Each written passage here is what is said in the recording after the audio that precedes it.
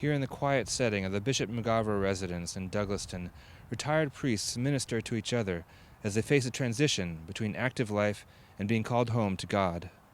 We know that for the most part, that senior priests have never had the benefit of an extended family, a wife, children.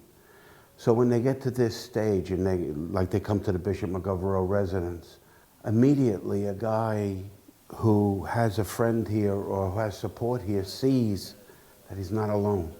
30 priests live together in the residence. Father James Devine frequently runs errands for the priests who can't do it for themselves. It's an environment where we can help one another, share with one another, and be more prayerful, because we realize that we're moving in that direction as well. Father George Cowan still celebrates Mass and ministers to young people, as well as his fellow priests in the residence. But after 16 surgeries on his heart, spine, and knees, he has suffered the loss of a lot of his mobility. It's what you can do today that matters.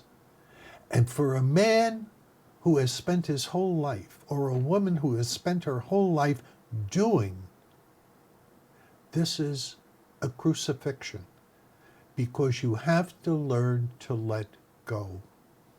And that is the hardest thing for any adult, whether they're in religion or out, to adjust to the new stage. And that is opening your hand and letting it go. Father Cowan lived next door to Monsignor Howard Basler, who passed away last night. Father Devine visited him near his passing.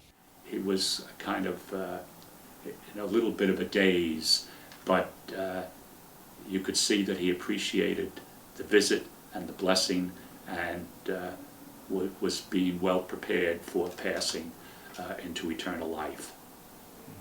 Seeing how these priests care for each other, I asked Father George about the larger struggle in our society with caring for those reaching the end of life.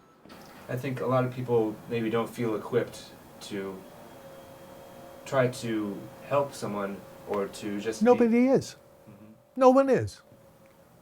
But just be human. That's the greatest gift you have. Well, I won't know the right thing to say. So what?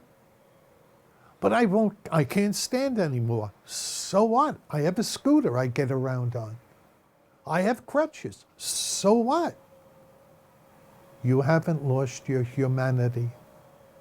That's what we overlook so often. Who we are. What has God put into us